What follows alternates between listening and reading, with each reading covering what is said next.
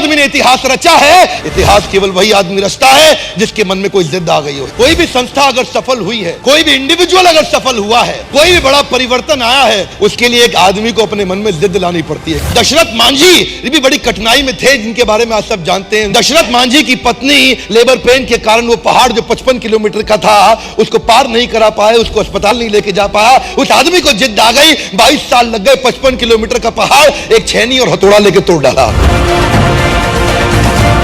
एक source motivation का होता है बिलीफ सिस्टम। बिलीफ सिस्टम ये वो ताकत है आदमी को कुछ भी करने को तैयार कर देती है। आप जानते हैं मंडेला 27 साल जेल में पड़े रहे, कोई प्रॉफिट नहीं, इंसेंटिव नहीं, बिलीफ सिस्टम बड़ा पावरफुल था। गांधी एक बड़ा परिवर्तन क्यों लेके आए? उनको ट्रेन से पहले दर्जे की टिकट साउथ अफ्रीका से धक्का देके बाहर निकाल दिया। अंग्रेजों ने क्या बोला? तेरे को हक नहीं है पहली टिकट लेकर के पहले डब्बे में सफर करने का। गांधी ने बोला मेरे पास टिकट है, बोला तू नहीं बैठ सकता, बाहर निकल यहां से। गांधी ने क्या जवाब दिया? तुमने मुझे ट्रेन से निकाला, come back to my country, I will show you, मैं तुम्हें पूरे देश से बाहर निकाल दूंगा, मैं तुम्हें पूरे देश से बाहर निकाल दूंगा।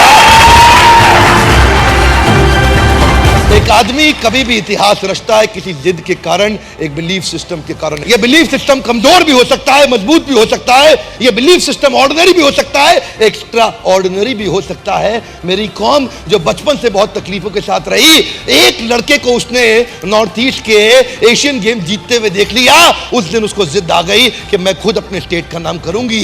उस दिन उसको जिद आ गई, बहुत बड़ी हो चुकी थी, आज तक कभी बॉक्सिंग नहीं करी, लेकिन उसने कमाल कर दिया। लोग जब भी कमाल करते हैं किसी जिद के कारण करते हैं। ऑर्डिनरी मेंटालिटी के लोग ऑर्डिनरी जीवन बिता करके मर करके चले जाते हैं, संसार से उनको कोई नहीं पूछता। केवल एक्स्ट्रा ऑर्डिनरी आदमी कर सकता है कोई काम।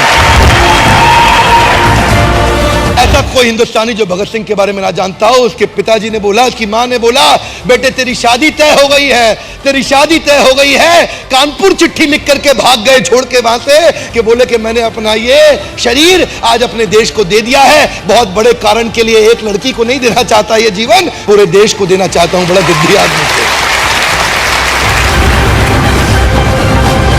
आज एक जिद्दी आदमी ही कोई बहुत बड़ा काम कर सकता है। उसके लिए चाहिए बिलीफ सिस्टम। जानते हैं कोई भी व्यक्ति आप देख लीजिए, चाहे लिंकन हो या गांधी हो या टेरेसा हो या बच्चन हो या मंडेला हो या कोई भी हो, हर आदमी के जीवन में बड़ा संघर्ष था, पर उसने एक काम किया, bounce back. If you don't help you to help yourself, nobody in the world can help you to help yourself.